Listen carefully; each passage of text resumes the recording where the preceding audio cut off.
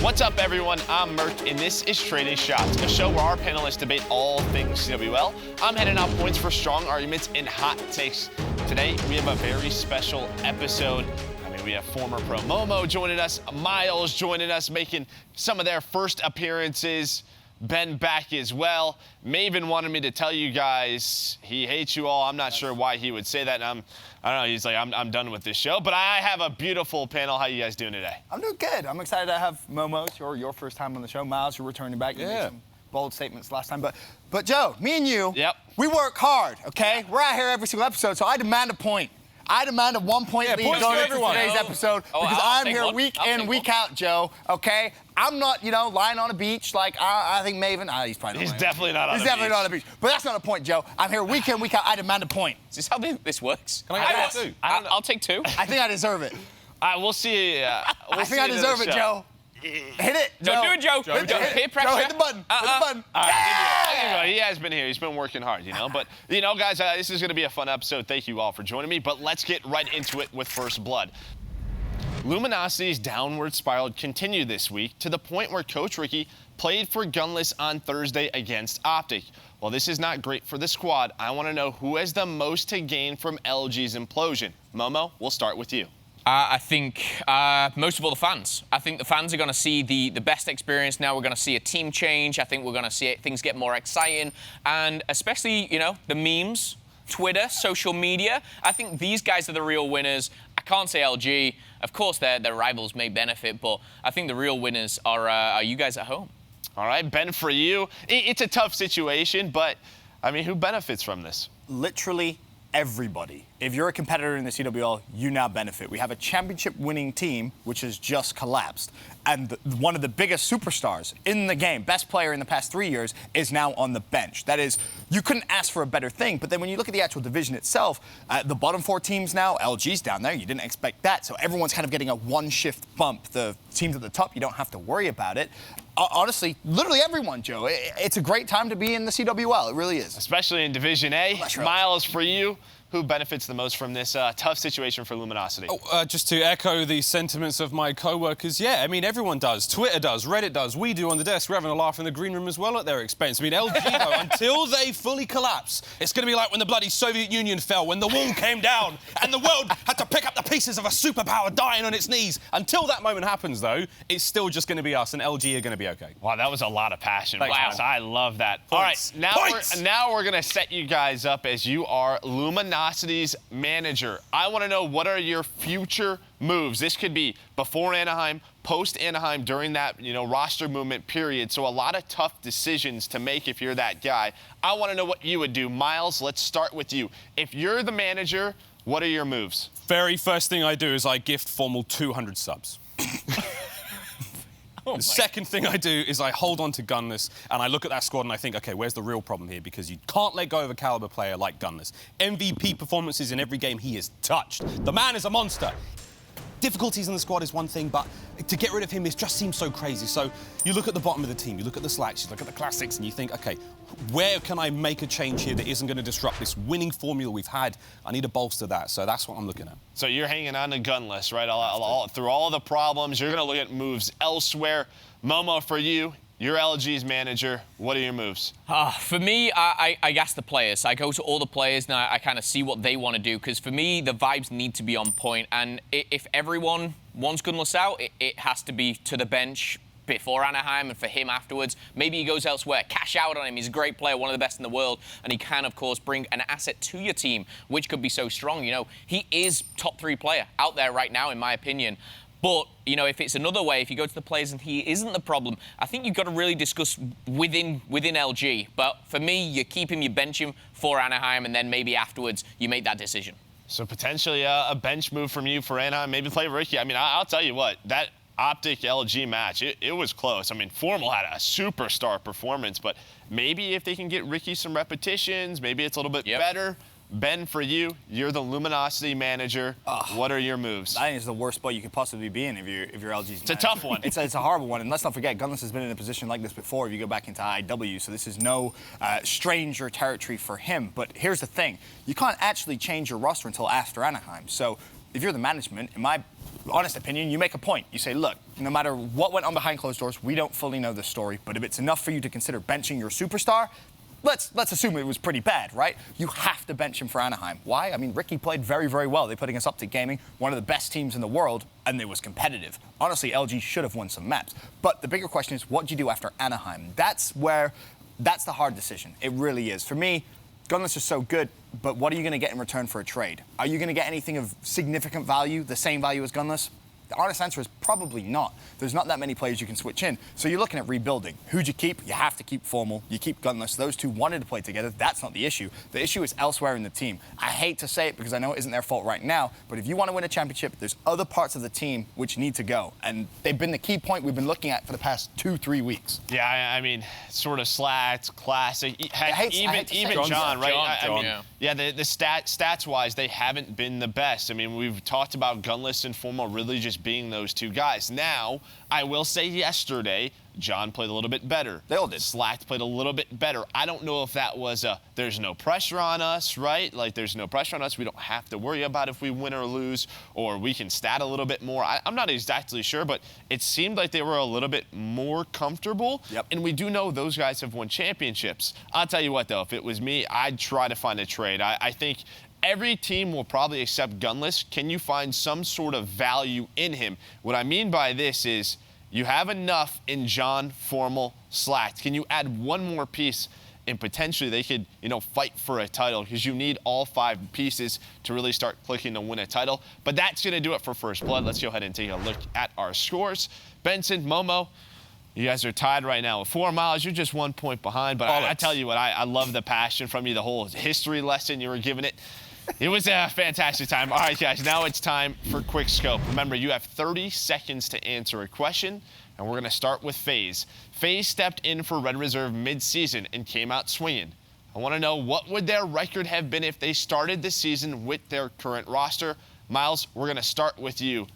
11-7 right now.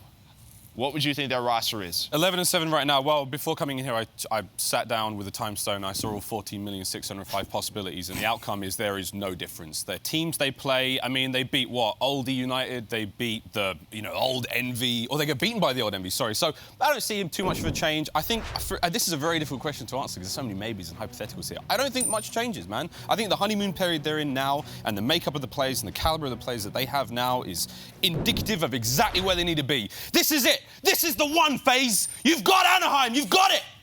All right. Again, passion. Just bleeding it right now, Miles. I love it. Momo, we're going to get with you. For FaZe, a solid turnaround these last couple of weeks. What would you think, though, if this was their roster from the start? Okay, so for me, FaZe, I actually think that they do better. They currently sit 11-7, but I think what the problem was at the cross-divisional play. When it was formerly Red Reserve, these guys dropped to... it was Envy, Heretics, and I think that this FaZe roster would have taken it to them. They only just beat Accelerate, for goodness sake, at the cross-divisional play. So I think 11-7, I'd give them an extra maybe 2 wins on that, because even in the first segment, when it was Red Reserve, they didn't really kind of perform to their best of their ability. I'm going with 14-4. You're going with 14-4, so you're giving them 3 extra wins. I think they... 2 more at cross-divisional play, and then Midnight and Gen G, they might have stole 1 in the start of the season. All right, I don't hate it. I mean, they've looked good. Ben, for you, FaZe, what would their record be if they had this roster right from the start? It's weird because both of these guys bring up great points, and because of that, I'm actually slap bang in the middle of both of them. I think when you look at how good FaZe is now, honeymoon period, last week I called them to go, flawless throughout the week. They didn't let me down. They played extremely, extremely well. The reality of the situation is the team that they replaced wasn't the best. Honestly, the only win which is guaranteed in my mind is the match against Heretics. I think that's one where you say, yes, they win that. Then you look at Envy, United. Could they steal one of those series? Yeah, maybe. Pro League is a very, very long journey, Joe. So maximum 2. I think 2 more extra wins is where it's at. 2 more extra wins. So you'd put them at about, what, 13-5? 13-5. Because I think, listen here, they're very much in a honeymoon period, right? Absolutely, like, everything is going well right now. Their only loss was to Optic in a Game 5, who, if it was that last week, right, and they had a little bit more time, maybe that's a different outcome, right? It just feels like every single match they're getting better. Search and Destroy, though, they have to focus on it. They absolutely do. But I will say, every team runs into a rough patch at certain times. We're seeing it now with Gen G. We're absolutely seeing it now at Luminosity. So yeah, I think I give them 1 or 2 more wins, But I think right now they're pretty happy with where they're sitting at. It should be. All right, guys. Well, with Division A all wrapped up, I want to know which player had the most impact on Division A throughout the entire year. It's a big one. Ben was talking about this question about, there was one answer, but we're not going to get to you first. Momo? Momo, who's that one player from Division A who's had the most impact? Now, Ben thinks he has the right answer. He doesn't. For me, it is Scraps. Wrong. He is the #1 player rating 1.35 leaps and bounds, and he's done it on 2 rosters, Red Reserve and FaZe. Now, for me as well, I kind of don't always look about stats, but he's killed death. He's fourth in the whole league, Division A and Division B. 1, 2, 3, and 5, they're all in the other division. He is single-handedly pulling his team through, whether it was Red Reserve, whether it was FaZe. And one of the biggest things for Scraps, it's out of game. His vibes are incredible. I've got to give it to Scraps. All right, you're going with Scraps. I like the answer because I think it is impressive that he's done it on both rosters. Now, it is this similar role. He dropped a donut yesterday. That's fine. And he's still at the top. He's still at the top. Still! Okay, all right. Yes, he is. He absolutely is. Ben, you believe you have the correct answer. There's only one answer. There's only one. I don't know if that's true, but let's go ahead. Ben, what is your most impactful player to Division A? Your time is Ready with the red button. I only need one word. Uh-huh. Dashy. And it's not even close. It's not even close. Up to Gaming started the season with a sub. Who did they lose to? Midnight, Gen G, LG.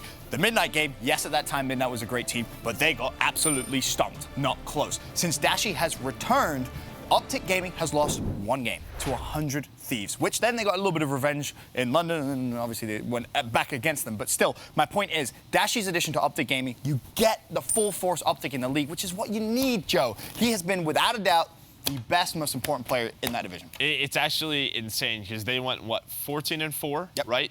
3 of those losses were came with a substitute. You could argue that they could be flawless, Joe. They could potentially be flawless, maybe a loss or 2. I don't think flawless.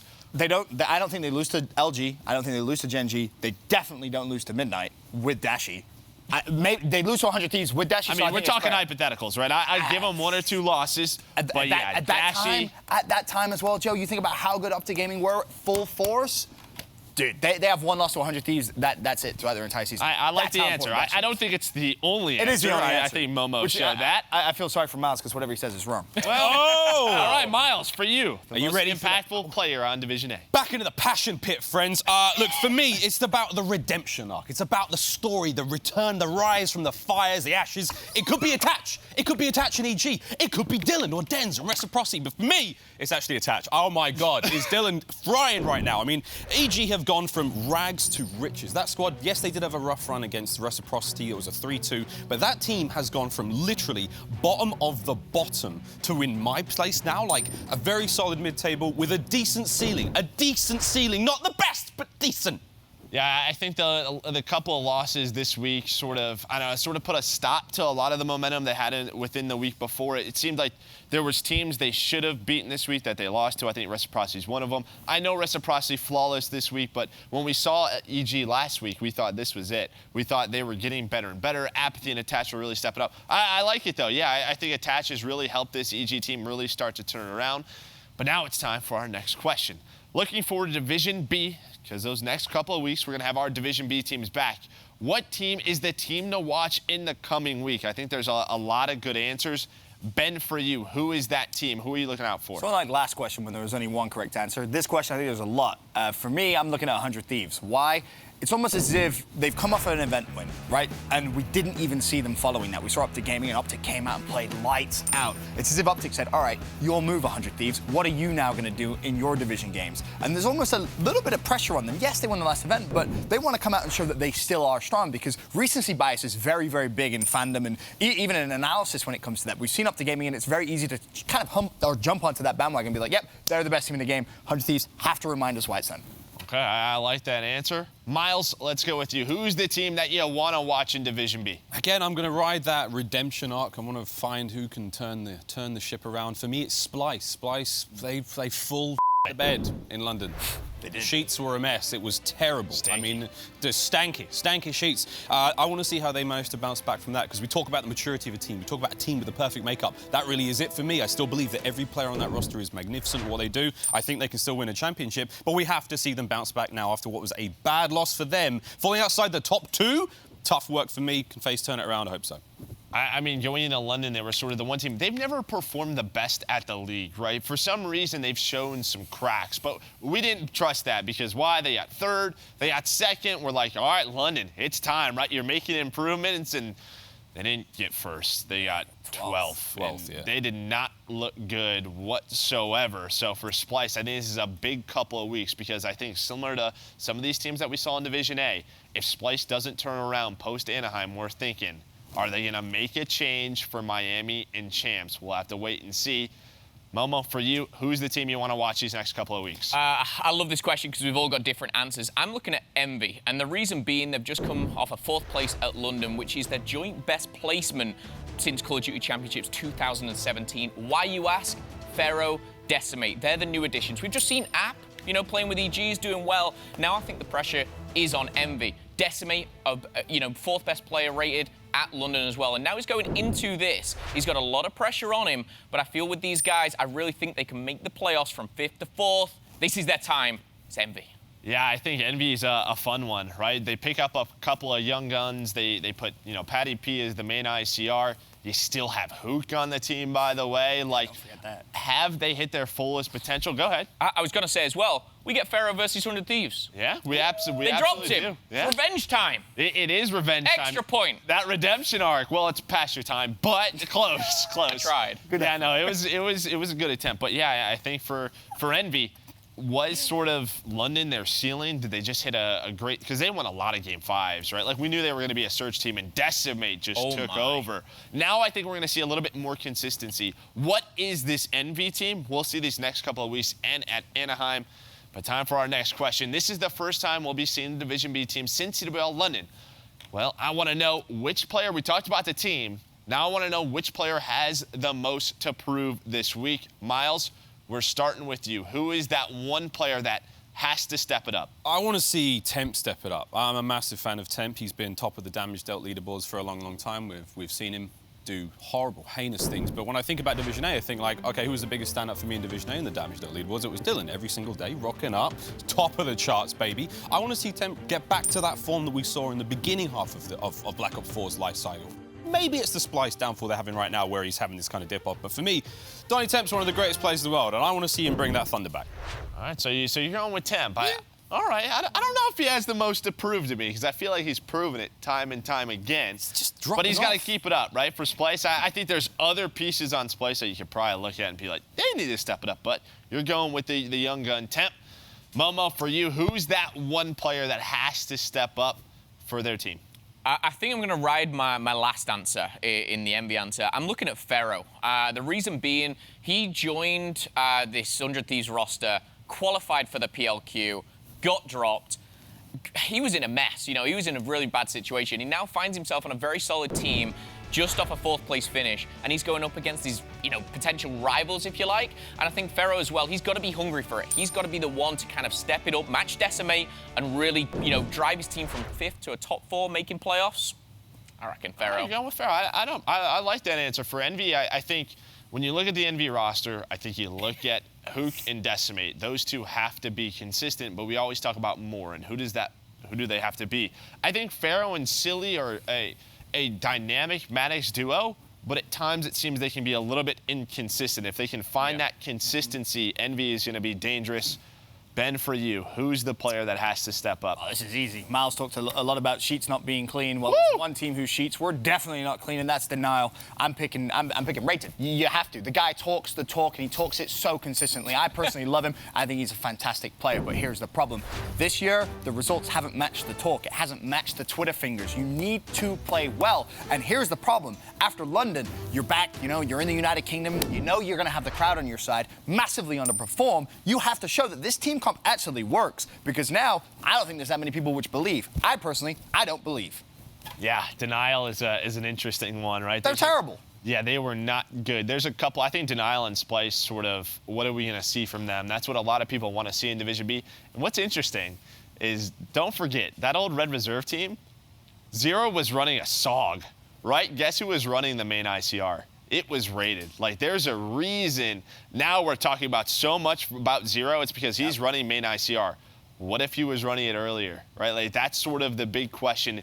Did Red Reserve have a great team, just didn't choose the correct roles? That's a huge question mark to me now. So, yeah, for Rated, for Joe, Brack, Denial has a ton of answers these next couple of weeks. We'll see how they improve, or are they a top 12, 16 team? Maybe they just didn't click or aren't that good. We'll have to wait and find out. But that's going to do it for Quickscope. Wonderful marks as always, gentlemen. Let's go ahead and check the standings. I believe that's going to put Momo and Benson in the top spots. Miles, I'll tell you what, you are our savior today. You should give him a point. I know what I am. You should give him a point just for I should have 2 more points for showing up and bringing the goods when you need me the most. You are just a handsome, beautiful man. I will tell you that. Thank you so much, Miles. You got any last words? Parting words. I'm just looking forward to Division B. I can't wait for more Call of Duty. Love this game. Yeah, I do as well. Thank you so much, Miles. All right, guys, it's time now for the grand finals. And it is down to 2. Our grand final. They're not related, I promise. They do look similar. But it's Benson and Momo. The winner will enter the Smack Talk Winner Circle presented by Astro Gaming. At the top of Division B, there is a 3-way tie between 100 Thieves, Heretics, and E United, all sitting at 8 and 3. Now I want to know which team will break the tie and leave the division in first place. Ben, you're in the lead by a point. You get to go first. Okay. What's your answer? Thanks, Joe. So in terms of schedule, I'm just going to read it out for you so everyone knows, because I have it written down, and then that way Phil doesn't have to waste any time.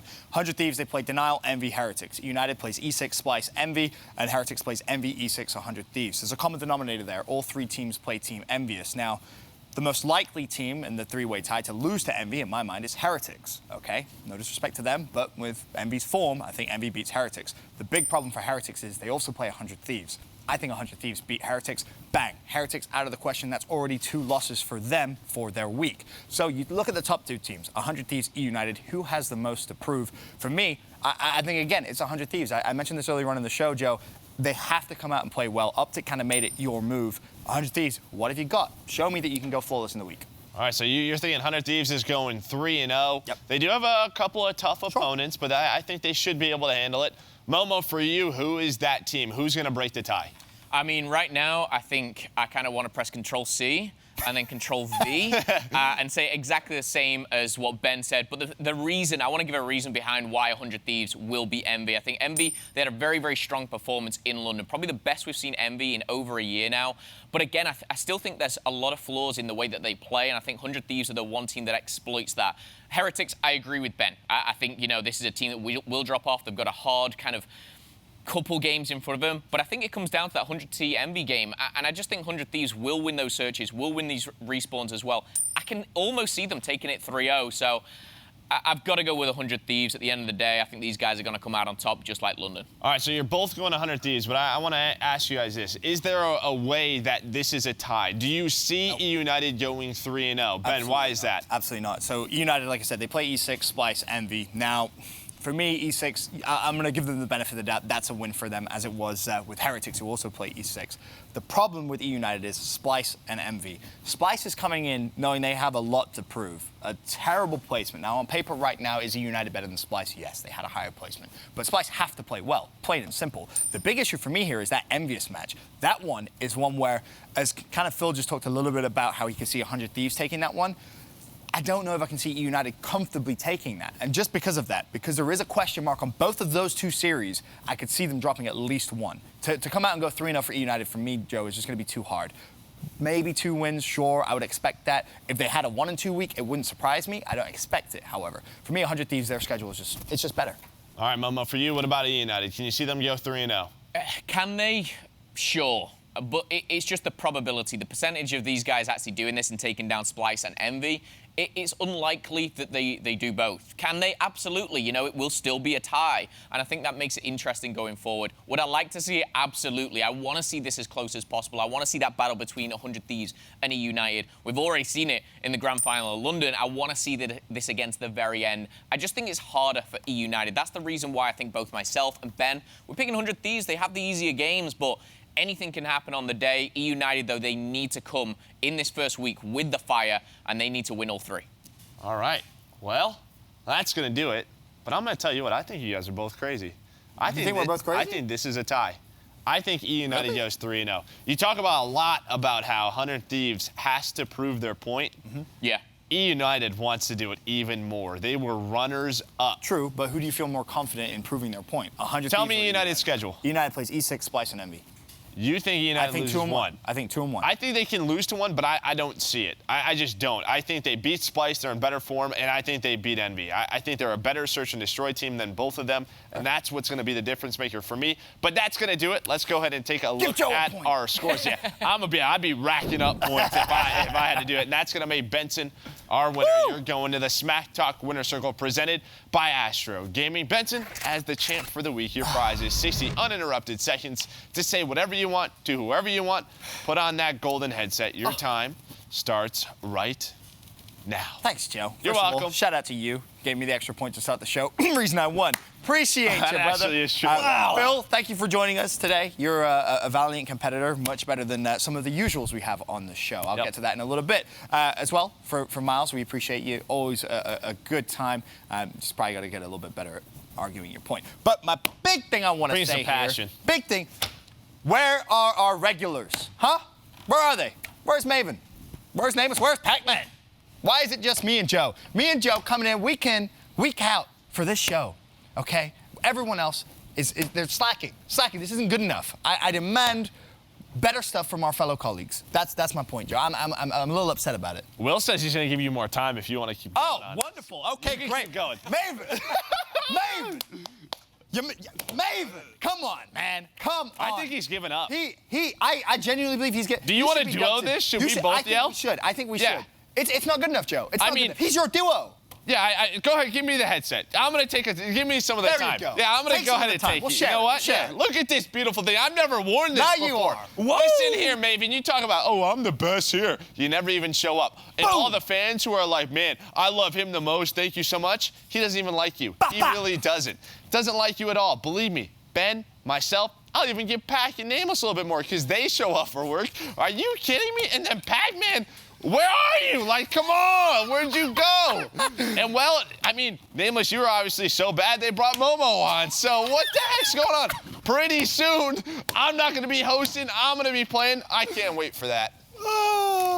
Just, you know what? You just need to do the drop mic. Oh. All right. I caught it. It's expensive. That's going to do it for this show. Thank you all so much for watching. Had fun with the matches this week. Bye.